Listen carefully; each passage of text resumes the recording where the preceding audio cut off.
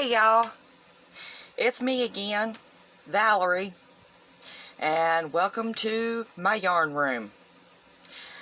Today, we're going to learn how to do a half hexagon to finish up our hexagons for our hexagon blanket. This is a half hexagon. And it is exactly half of a full hexagon that I've been making.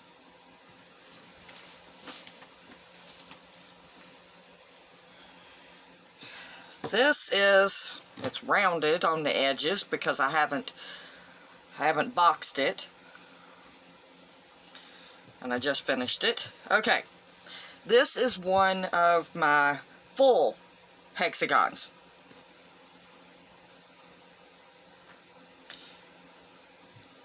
That's my half.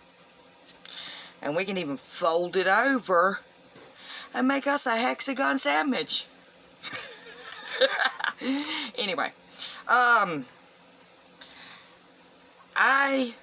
searched and searched and searched for a tutorial to make the half. And every single one of them that I come across, the numbers didn't add up. It was always a little bit short. And they were talking about stretch it. Well, I don't like the way that looks. And I wanted the same number of stitches here as I have here. So I fudged it and come up with my own design. I don't know. There might be a tutorial out there showing how to make it completely straight and exactly half, but I didn't find it. Alright, so y'all want to learn how to do this?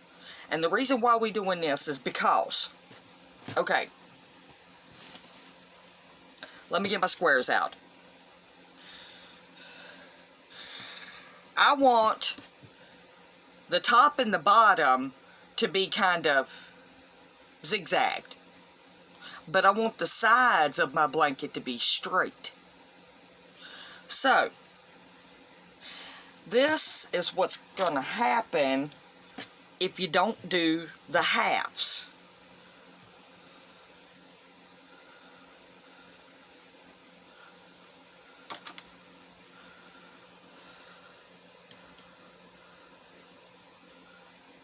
On the edges, you're going to have these spaces. And I didn't want that. So,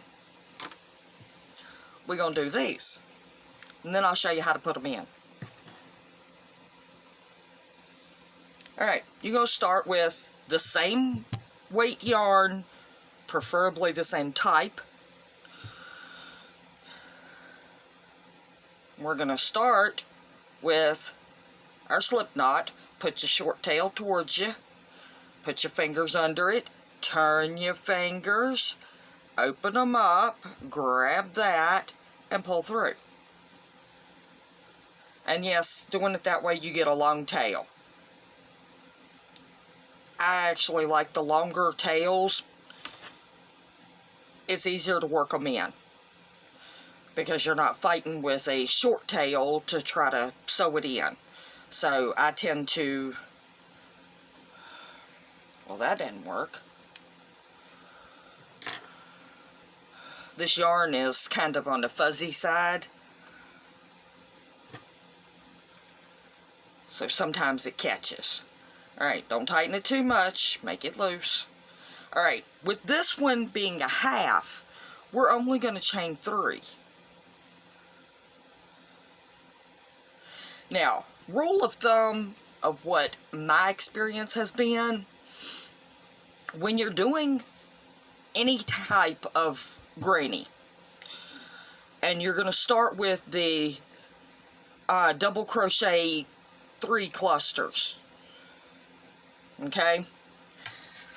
I put 1 chain for each of the granny clusters that I'm going to put in that ring. That's why with a full hexagon, we did a chain 6. And now with a half, we're going to do a chain 3. It's going to make it a little bit more difficult to get it in the hole once we slip stitch it together. Well, that ain't working good. I don't know if I like this yarn. Okay. I like to pinch it right there.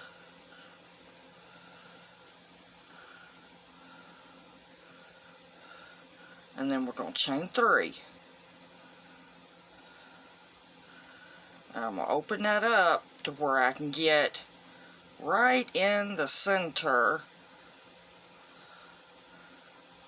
of that hole that I made. We're going to... And yeah, we're still going to work over our tail. We're going to do our double crochets.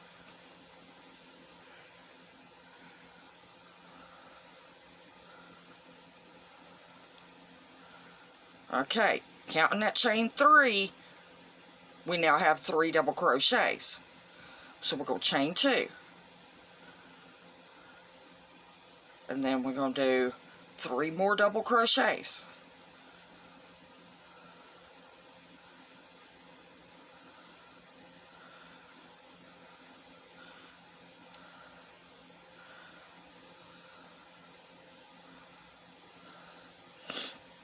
Okay, and then we're going to chain 2. Don't forget to work over that tail. It makes it a whole lot easier. Easy is always better.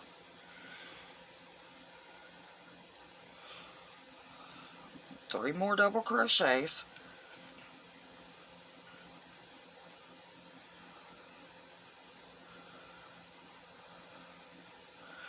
Alright, so there's our 3 granny clusters.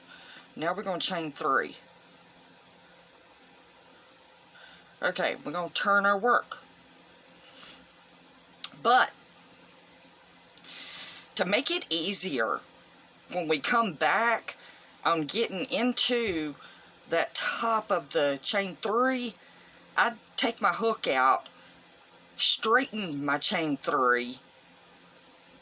Okay, now, if you pull right here, that stitch right there is where we did our chain 3 in.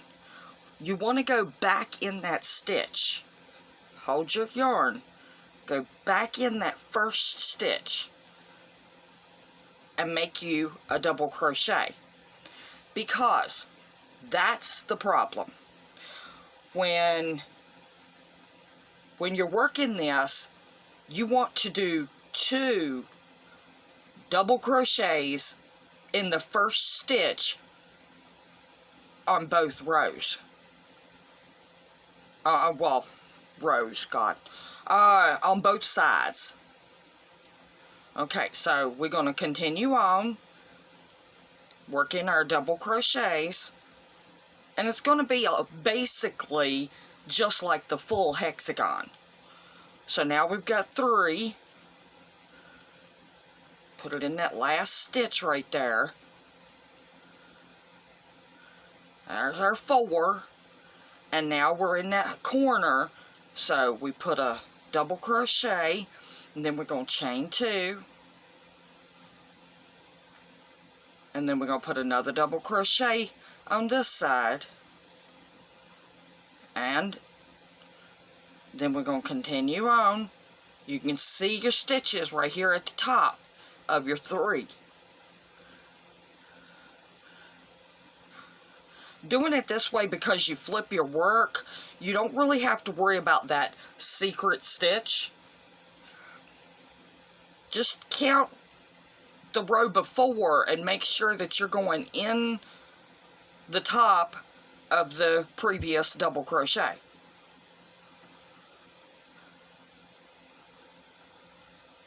Alright, now we're at the corner again. So we double crochet, we're going to chain 2, my yarn's following me, and then we're going to double crochet. Okay, now we're back at that first granny we did with that chain 3. Okay, so we're gonna double crochet, double crochet, and that's that top of that first chain 3 that we said was going to count as a double crochet. So we're going to, if I can get the hook in there. Sometimes this is difficult. That's why I like to take the hook out and turn that chain so that I can actually get the hook in it. Okay, we're going to double crochet in the top of it, but just like we did over here, we need 2 in that first one. The reason why is because if you look at one of the other hexagons, the first row we did clusters of 3. The second row we have 5 stitches. Okay? And if we just stop with 1 on the end, we only have 4.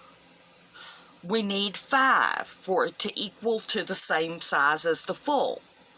So we need to go back into the top of that double crochet one more time and do another double crochet, and that will give us our 5 on the ends. And then we're gonna chain 3. I like to do it this way because it's just easier to get into it. You don't have to follow me. I'm just giving instructions just in case you don't know how to do this. And then pull it apart and make sure you get that first one. So we're gonna double crochet, and that gives us 2 double crochets in that first stitch. And then we're gonna double crochet across.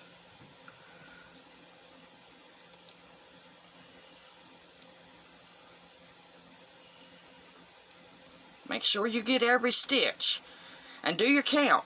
It'll be the exact same as the full hexagon.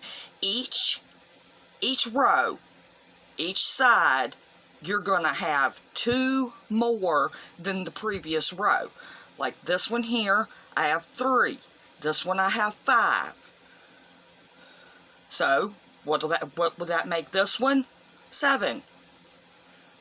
Of course. There is a little bit of math involved in crochet. So if you're not very good at math,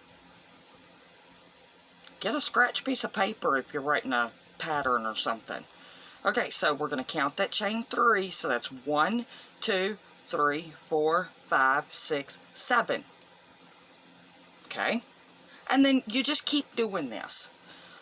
Back and forth, back and forth, back and forth until you get the exact amount of rows as your full hexagon. I'll show you that again. Okay, here is my full hexagon. Okay, and I have 1, 2, 3, 4, 5, 6 rows. Here is my half hexagon, and I have 1, 2, 3, 4, 5, 6 rows, and my numbers add up. On the blue, we have 1, 2, 3, 4, 5, 6, 7, 8, 9, 10, 11, 12, 13 rows, or 13 stitches. Okay, and on the pink, we have 1, 2, 3, 4, 5, 6, 7, 8, 9, 10, 11, 12, 13. So it's the same amount. If you do it the way I said, and on each end, do 2 instead of 1. That way, when you go to sew it together, it's equal. So you won't have a gap to where you gotta stretch this to get it to fit right. And the way we're going to put these halves in the blanket is like this.